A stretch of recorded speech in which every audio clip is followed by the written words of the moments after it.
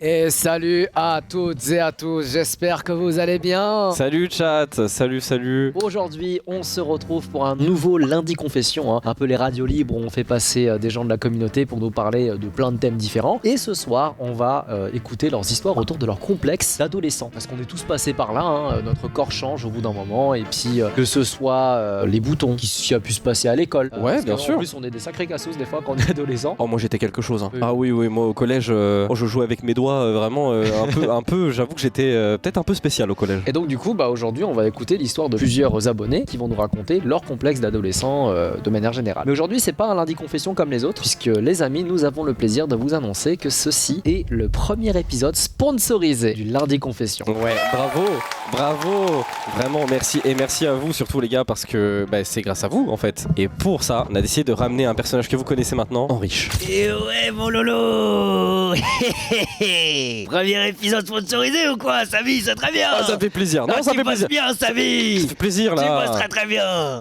Le sponsor du stream d'aujourd'hui n'est autre que Aderma. C'est une marque de cosmétiques qui justement est de manière générale recommandée par les dermatos quand il s'agit de traiter ou de prévenir de l'acné. Ouais, et ça, de toute façon, on va avoir l'occasion évidemment d'en reparler. En fait, le faire avec Aderma, ça tombait sous le sens, tout simplement. Et du coup, on s'est renseigné, on a eu un call avec tout le monde, on nous a expliqué le principe de la marque, etc. Nous aussi, on a pu se renseigner. Moi, j'ai des copines qui l'utilisent et tout. C'est trop chouette, donc merci à eux. Aderma, c'est une marque proposant des soins à l'avoine dermatologique qui est bio en fait et en fait qui est majoritairement produit en France. Il y a différentes gammes de produits qui permettent de se protéger et de prendre soin de sa peau. Vous n'êtes pas du tout obligé d'acheter un bundle de 32 produits. Ouais, ça, chaque produit a son utilité et c'est vous en fonction de votre peau, vos problèmes, ce que vous pouvez essayer. Nous avons un code promo. Bien sûr les gars, profitez de 15% de réduction avec le code Henri Aderma. Vous tapez Henri Aderma, vous avez 15% de réduction sur Bien sûr les gars, évidemment, on fait les choses bien. Merci Aderma. Merci à Aderma. Première histoire. Allez, première histoire.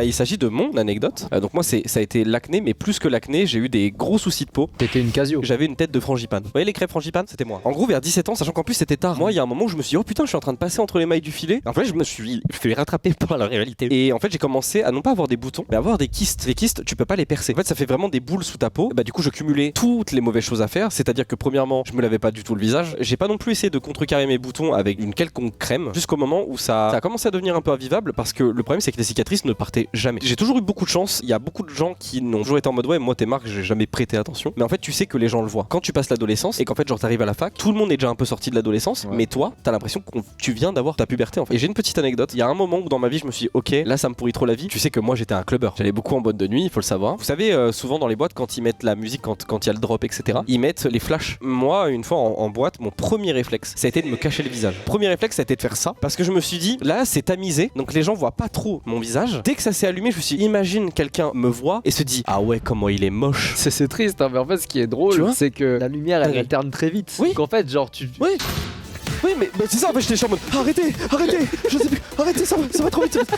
J'ai eu une ex-copine qui m'a aidé à essayer de trouver plein de produits pour essayer de du coup contrecarrer ça. Mais en fait moi c'était trop tard. Et justement c'est pour ça que c'est cool aussi de vous présenter aussi Aderma. Parce que moi j'aurais pu utiliser par exemple ce petit produit là pour les cicatrices. Déjà je vous propose de faire un petit avant-après. J'ai une photo qui date de ma dernière année de fac. Et j'ai une photo qui remonte à il y a 4 ans. Donc voilà, ça c'est moi, dernière année de fac. En dehors des boutons c'est la coupe de cheveux. C'était un peu ce qu'on appelait la coupe de la flemme. C'était en mode oh 10 balles je préfère les mettre dans un grec. En plus tu dis ça mais le grec ça doit être le pire truc pour ta peau. Ah oui parce que évidemment on n'en a pas parlé, mais les gars la bouffe. Et on a une autre photo qui est ici où ça du coup c'est moi. Et là vous voyez, regardez toutes mes taches brunes. Vous voyez toutes les cicatrices que j'ai. Et en fait ça c'était partout sur mon visage. C'est-à-dire qu'en fait là on voit pas trop sur les joues, mais j'en ai partout sur les joues, j'en ai partout ici quoi. Ça c'était moi il y a 4 ans. En fait cet avant après il a été fait moi parce que moi j'ai pris Roaccutane. Maintenant ce qui est cure acné. Ça par contre c'est pas un traitement à prendre à la légère. C'est un vrai gros traitement. C'est un traitement qui vous accompagne sur moi. Je l'ai fait pendant 1 an quasiment. Si vous êtes une fille c'est encore plus compliqué parce qu'il faut prendre la pilule. C'est absolument interdit de tomber enceinte quand tu prends cure acné ou Roaccutane. Ça assèche énormément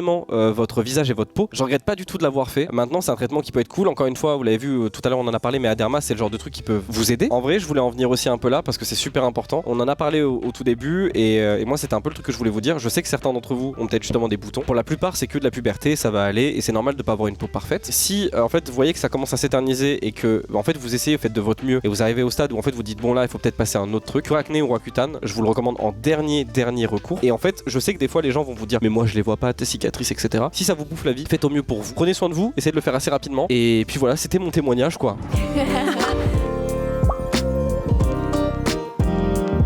Déjà bonsoir, bonjour à tout le monde. Moi c'est Chiki, j'ai 22 ans. On va remonter en 2011 où est arrivée une maladie qui s'appelle le psoriasis et qui est arrivée sur ma tête. Ce qui fait qu'à partir de 2019, mes plaques de psoriasis se sont mis à s'épaissir et donc à étouffer de plus en plus mes cheveux.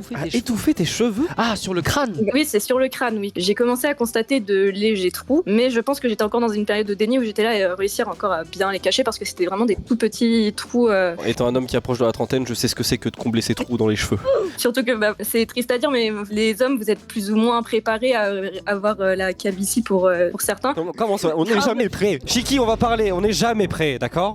Arrivé 2021, j'ai commencé quand même à beaucoup complexer sur mes cheveux, sur mes trous qui devenaient quand même de plus en plus gros et j'ai déjà eu des traitements auparavant qui étaient plus ou moins efficaces mais je sentais que là j'en avais plus aucun qui était efficace. Rendez-vous chez la dermato qui me dit bon bah voilà, il y a un traitement qui peut éventuellement faire effet. Donc elle me le donne, le traitement en question, il me fait avoir les cheveux gras même à sec. Ah ouais, ça te faisait les cheveux gras à ce point? En fait, je complexais tellement sur ça, faut se dire que j'avais cours du coup en 2021. Je ne me voyais pas du tout aller avec les cheveux plus ou moins gras. Donc ce qui fait qu'avec ma mère au bout d'un moment on s'est dit bon c'est plus possible, on va voir pour éventuellement porter une perruque parce que franchement c'était plus vivable pour moi en fait. Là en fait c'est plus une photo un peu de la perruque, alors c'est la photo on va dire où je me sentais la mieux. L'avantage d'avoir la perruque c'est que ça a pu me faire tester une couleur de cheveux que je n'avais jamais faite auparavant. J'avoue tu peux te faire C'est plaisir comme ça du que coup. j'ai vu ça. C'est ça, Allez, c'est mieux que la teinture. Aujourd'hui un petit carré, demain une petite couleur rouge, Mylène Farmer. Au total j'ai eu 2-3 épisodes de vraiment de gros stress, donc mes premières années d'études supérieures plus mon année d'alternance qui a fait que j'en suis arrivée là en janvier 2023. Donc là on a le psoriasis qui a légèrement commencé à être traité mais ça reste quand même pas hyper esthétique on va dire. J'ai une question, au-delà de l'esthétique, ça a l'air de faire mal? Ça gratte un peu, c'est plus ça qui fait mal et puis psychologiquement aussi ça fait mal de voir que tu perds tes cheveux, que t'as des mèches de cheveux des fois qui s'enlèvent,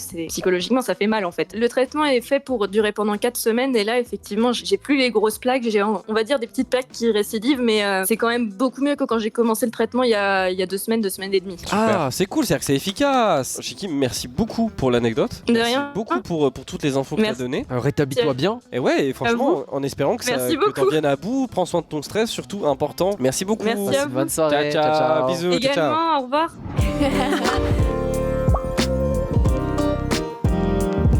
Salut Matou. Salut Henri, salut Samy, salut le chat. Du coup moi c'est Matou, je vais avoir 24 ans à la fin de l'année. Je suis venu du coup ce soir pour le live pour les complexes physiques principalement dû au poids. Ça a commencé principalement, je suis arrivé en bac pro cuisine. Heureusement que j'ai pas fait ça. Oh là là, moi je pense que j'aurais fait... Sympa ta sauce, je peux goûter ta sauce. Et en fait malheureusement pendant mon cursus de bac pro cuisine j'ai eu quelques petits soucis et j'ai notamment eu une addiction médicamenteuse à un médicament qui n'aurait même pas dû m'être prescrit. Il avait comme effet de totalement me shooter et me donner la dalle. Parce qu'il faut savoir qu'à la base c'était un traitement qui aurait dû être beaucoup plus court. Au lieu des 6 semaines préconisées, ça a duré 1 an et demi. Oh ah ouais, attends, ça a été tiré en longueur quand même.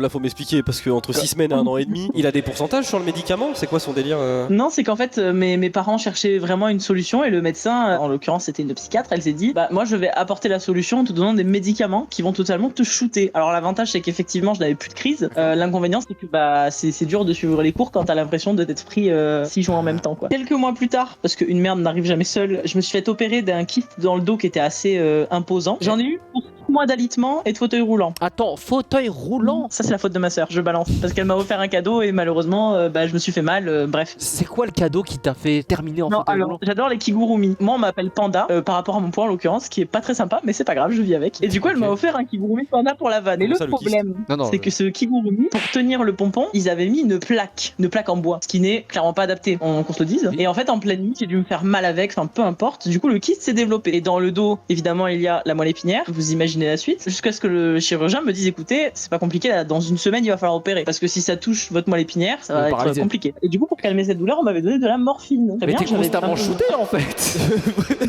Wow. Donc j'avais le droit de rester debout que 25 minutes par jour pour me doucher et aller aux toilettes. Les 6 mois sont passés, donc ce kyste a été soigné en même temps que ma petite addiction médicamenteuse. Donc j'ai commencé à être en dépression, etc. Mais du coup, il fallait quand même que j'arrive à tout gérer. Ouais. Et au bout de beaucoup de tests, je suis atteinte d'un TCA, donc c'est un trouble du comportement alimentaire. En gros, je vais faire des crises où je vais manger beaucoup et en grande quantité, sans m'arrêter, et je m'arrêterai qu'une fois que vraiment je suis à 2 doigts de vomir. Ah oui, d'accord. Donc c'est vraiment, tu te mets dans le mal, quoi. Ah oui, ça va loin à ce point. Là, pour l'instant, j'ai réussi à perdre quand même l'équivalent de 10 kilos. Des fois, ça fait la différence de fou, hein. Ça t'arrange t'arrange la vie.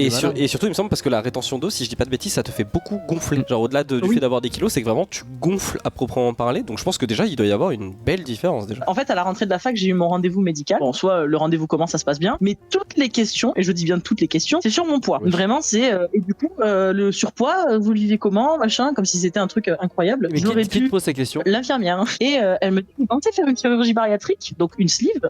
Savoir qu'une sleeve, on vous enlève 2/3 de l'estomac, ça fait la contenance d'un pot de yaourt. Ouais, c'est pour du coup réduire ton appétit au maximum. D'accord. Que du coup, en fait, t'as des gens, ils perdent des dizaines de kilos avec ça parce que c'est radical. Le parcours avant et après opération, il est très long et très rigoureux. Et surtout, moi, vu que j'ai mon TCA, je ne suis même pas éligible à ça. Et à la fin, elle me donne un post-it, elle me note un nom, un numéro de téléphone et le mot recommandation avec son nom. Et elle me regarde, mais d'un air comme si c'était logique. Elle me dit, c'est le numéro d'un chirurgien bariatrique qui fait des sleeves. Ouais. Mais lui, il est pas très regardant, donc en un mois, il peut vous opérer. Il est pas très regardant. Ouais. Mais elle est sérieuse, la connasse là? Mais d'où tu fais ça? Elle a 19 ans. Ouais. C'est une infirmière d'école, genre. Mais c'est une dinguerie de faire ça. C'est un chirurgien brésilien qui.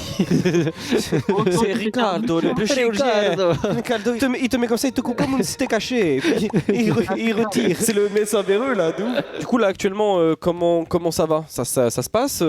Justement, tu prends. Il y a des trucs pour ça. Comment tu gères actuellement? Alors pour l'instant, je suis toujours dans ce parcours de santé là. Je fais de plus en plus de tests, etc. pour avoir plus de précision et savoir un petit peu sur quel axe on va donner. Et on espère que ça va changer et que ça va bien se passer pour toi, Matou. C'est terrible ce genre de situation parce que j'ai juste envie d'envoyer. En plus, je vois dans le chat, en vrai, vous avez tous été extrêmement cool.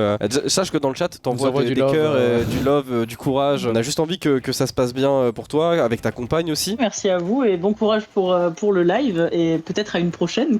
Merci beaucoup, Matou. Passez une bonne soirée. Ciao, ciao.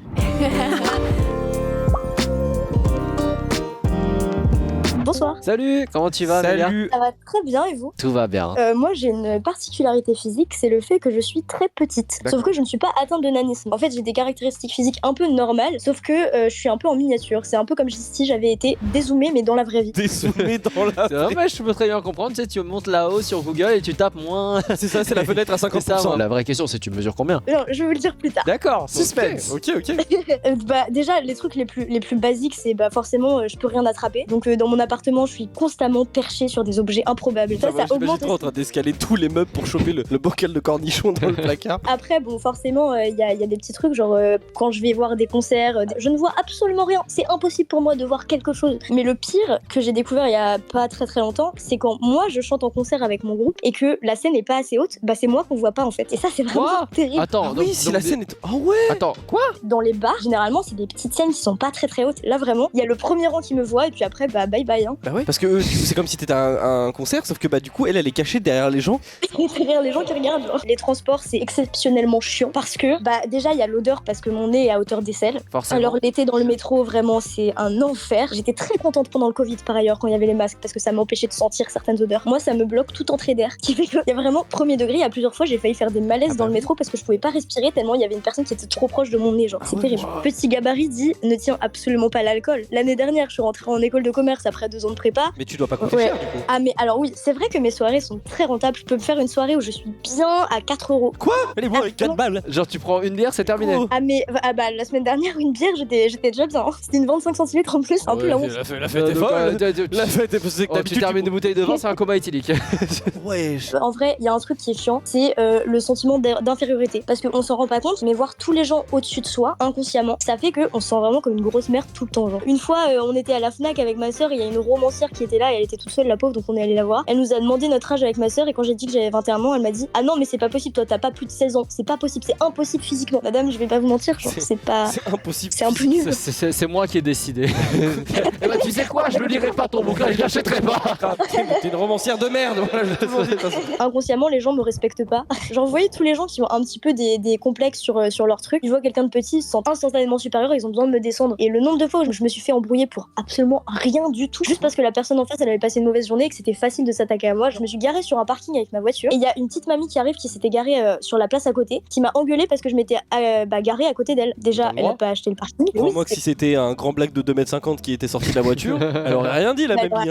Alors voilà, exactement. Est-ce que c'est pas trop chiant que du coup les gens te voient comme un petit truc fragile? Ah si, c'est insupportable. C'est horrible, cette phrase est tellement titre. Les gens passent leur vie à me soulever parce qu'ils veulent voir s'ils sont capables de me porter, genre. Mais qui fait ça? À la limite, mes potes, ok, non, mais des gens que je connais pas qui me disent je peux te soulever et qui me portent sans attendre la réponse, c'est un peu chiant, genre. Non, c'est dinguerie ça. Oui, ça c'est une folie. Encore entre potes, vas-y, pourquoi pas, mais quelqu'un qui te connaît pas, il te soulève comme ça, il te fait un trait sur le front. Mais ça m'arrive vraiment une fois par semaine, genre ça. Quoi C'est terrible, On se connaît pas, monsieur, vous me soulevez pas, on est où? Oui, Il pardon. n'y a pas à faire ça. S'il te plaît, patron, pose-lui la question. Dis-nous ta taille. Bon, en vrai, ça se trouve, vous allez trouver ça pas si ouf. Aux gens que je connais pas très bien, je leur dis que je fais 1m50. En réalité, je fais 1m48. Alors, je vois des gens qui disent ça dans le chat, je suis un peu d'accord parce que je m'attendais à pire. Bah écoute, merci beaucoup Amélie en tout cas pour cette anecdote. Aucun problème, ça m'a fait très plaisir de passer. Et super, merci beaucoup de nous avoir raconté ça. Merci, à bientôt. prochaine. Bonne soirée. Les amis, c'est l'heure pour moi de vous partager mon complexe d'adolescence. C'était en rapport avec mes dents. C'est très spécifique quand je vous dis ça parce que a priori c'est pas non plus un truc qui complexe forcément. Mais moi en fait ce qui se passait c'est que depuis tout jeune j'ai toujours eu les dents qui étaient parties en sucette. Et pour ça il faut que je vous parle de la backstory. Mon frère quand il était jeune il a sucé son pouce jusqu'à très tard. Au point où au bout d'un moment il était en école primaire et il continue à sucer son pouce. En fait. Ah oui, plus qu'en primaire. C'est ça. Et en fait le truc c'est que du coup ma mère quand elle a vu ça elle s'est dit il faudrait... idéalement, elle aimerait bien que le petit, il ait pas duré aussi longue. Et donc, du coup, moi, j'ai pas eu le droit de sucer mon pouce. Sauf qu'en fait, c'est bête, mais n'importe quel dentiste le dira, c'est crucial pour un enfant de pouvoir sucer son pouce parce qu'en fait, ça stimule la poussée de la dent et aussi pour avoir des dents droites. Et donc, mes dents, elles ont été en mode full freestyle pendant toute ma vie. Là, j'ai une dent de sagesse, elle pousse à l'horizontale. Elle est posée dans ma gencive comme ça. Moi, j'ai décidé d'y aller comme ça. C'est tout, en fait. Du coup, il a fallu très tôt faire de l'orthodontie parce que mon sourire ressemblait à rien. On était carrément arrivé à un moment où j'avais une dent là, celle-là, ma canine. J'avais une dent de lait et ma canine définitive, elle poussait au-dessus de la dent de lait dans la gencive et elle est sortie de la gencive. Et il a fallu qu'on arrache la dent de lait parce qu'elle est restée trop longtemps. Et avec les bagues, il a fallu qu'on la redescende. Ouais. Et après, donc ça m'a demandé beaucoup d'années de bagues. J'ai eu plein de péripéties avec ma dentiste qui, honnêtement, moi, quand j'étais petit, ma mère, elle m'emmenait chez cette dentiste parce que c'était une connaissance à elle, visiblement. Enfin, c'est une connaissance à mon oncle. Le truc, c'est qu'elle était pas du tout compétente en réalité. Après des années de bagues, mes dents ressemblaient à ça. Vous voyez, ça fait un petit peu un escalier, tu vois. Et autant au premier abord, quand tu vois de loin, quand je parle, etc., les gens ils s'en rendent pas compte. Mais quand je vois ça, tu sais, je me dis, frère, j'ai dépensé énormément d'argent. Enfin, mes parents ont dépensé énormément d'argent dans ça. Et finalement, ton sourire ressemble à rien, frère. J'avais un autre problème, les gars. Pendant un moment, faut savoir que ici, cette dent que vous voyez là, en fait, il y avait pas de dent. J'étais dans la cour de récré et dans la cour de récré, c'était mélangé entre plein de collégiens, plein de classes, entre des gens qu'on se connaît pas non plus. Et t'as un mec à un moment, il jouait, il a couru vers moi, il m'est rentré dedans en coup d'épaule sur ma dent. Donc juste je me suis mangé un coup et lui, tu sais, il s'est juste dit qu'il est rentré en collision, il a continué à jouer, tu vois. Il est reparti. C'est ça, il est reparti. Et en fait, j'ai entendu un gros crack au niveau de ma dent. Donc j'ai mal, tu sais, je touche un tir, je sais putain, ça fait mal et tout. Mais pour moi, c'est juste un choc, tu vois. Et à un moment, je croque dans un sandwich et ça m'explose. J'en parle à ma mère, on va voir chez le dentiste et il s'avère que le crack, en fait, c'est ma dent qui s'est fissurée et que j'avais le nerf à vif qui était, il se baladait dehors. Ouais, et ça, pour le coup, je pense que c'est l'une des pires. Vraiment, c'est terrible. Les dents, oh là là. Et c'est trop chiant parce que tu sais, je me suis dit, c'est ma dent définitive, donc là j'ai un trou quoi. Donc il a fallu désensibiliser la dent, la retirer. Donc j'avais un trou et pendant des années, y compris pendant les années du rire jaune, j'avais des bagues en fait qui étaient récupérées derrière mes dents de devant, un truc. Et en fait j'avais une dent qui était calée grâce à ces deux bagues. Au bout d'un moment, ça m'a saoulé. Donc du coup, moi j'ai dû faire un traitement qui s'appelle Invisalign pendant 1 an et demi. Je devais mettre des gouttières et en fait les gouttières bougeaient mes dents et toutes les 2 semaines, j'ai un nouveau moule qui petit à petit replace mes dents. Au bout d'un moment, mes dents se sont réalignées. C'est pas le pire. Mes dents sont réalignées, il faut retirer les gouttières, t'as plus besoin de gouttières puisque tes dents sont droites. Sauf que le problème, toujours ce problème du trou. Parce que si j'ai plus de gouttières, mon trou se voit. La solution classique, c'est de faire un implant. On regarde la radio et là, le dentiste il me dit, en fait, Henri, c'est chaud, je crois que ton trou, ça va être dur de le combler. Et là, tu sais, je vois ce genre de phrase. Je vois ma vie défiler, je fais putain, ça fait 1 an et demi que je fais le traitement pour avoir mes dents droites et tu vas me dire que je peux même pas avoir. Ça, t'auras tes dents droites, mais t'auras un trou quoi. Ouais, t'auras un trou. Ou alors je remets des bagues et j'aurai. Ouais, putain. On parle et en fait, il monte la radio. Il s'avère que le choc que j'ai eu au collège, non seulement le gamin il a craqué ma dent, mais en plus il a pété un morceau qui se trouve ici entre la bouche et le nez. Et il y a eu une atrophie de l'os en fait. Il a dit Henri, j'ai peut-être une solution. Par contre, ça va coûter cher. Je dis vas-y, dis-moi c'est quoi. Dis-moi dis-moi c'est quoi ta solution histoire que j'ai un beau sourire. Et après il m'a dit Henri, en fait ce qui se passe c'est que j'ai regardé tes radios et on sait que t'as une dent de sagesse qui pousse n'importe comment. Celle qui est comme ça. La fameuse qui est et celle qui fait sa sieste là. Donc il a dit en fait moi ce que je te propose et que pendant pendant qu'on la retire, on en profite pour aller te choper un morceau d'os au niveau de la mâchoire. Pour le mettre là. Pour le greffer ici. Donc en fait, il m'a retiré ma dent de sagesse et pendant l'opération, j'étais en anesthésie locale. J'ai entendu un gros T'étais en local. Ouais. Il a chopé un morceau d'os et après il me l'a greffé là. Donc en fait, déjà la dent de sagesse, j'étais gonflé comme ça. Tu prends en compte qu'il m'a arraché un bout de la mâchoire, elle était comme ça. Et en plus de ça, tu comptes le fait que j'ai eu une greffe là, il y avait la lèvre qui partait comme ça. C'était un boucher. C'est une dinguerie. Et une boucherie, mec. Par contre, c'est impressionnant. C'est un truc de ouf. Par contre, de se dire que tu peux prendre de là pour mettre là. Non, mais il m'a fait des travaux, mec. Genre, il a fallu que je cicatrise pendant 6 mois. Au bout de ces 6 mois, tu peux enfin poser la greffe. Et 6 mois après, ça a donné ce résultat-là. Mais ça, les gars, c'est bête, hein. On dirait que c'est 3 fois rien les dents en escalier, mais ça m'a demandé littéralement 1 an et demi, voire 2 ans. Oui, pour enfin avoir aussi, les galères qu'il y avait avant et tout aussi. Pour enfin avoir un sourire convenable, on va dire, à mon sens. Et aujourd'hui, je suis très content d'avoir le sourire que j'arbore très fièrement. Et c'est pour ça aussi, du coup, quand je suis en boxe, je porte mon protège-dents, mais via Eternam. Ah oui, je pense qu'après tout ça, tu veux pas qu'il t'arrive une dinguerie. Moralité, les gars, si vous avez des enfants, laissez-leur sucer leur pouce. Voilà. Et voilà, c'est tout pour la vidéo d'aujourd'hui. J'espère que ça vous a plu. Merci beaucoup d'avoir suivi ce lundi confession. Comme d'habitude, c'est un plaisir de vous tourner ce format-là. Merci également à notre premier sponsor sur ce format, Aderma, les amis. Si jamais vous voulez aller checker leur site, vous avez 15% de réduction en utilisant le code promo Henri Aderma. Henri Aderma, juste là. Le lien sera également en description. Et comme d'hab, si jamais la vidéo vous a plu, n'hésitez pas à vous abonner et à me laisser un pouce bleu. Et moi, je vous dis à très bientôt pour une prochaine vidéo. Peace!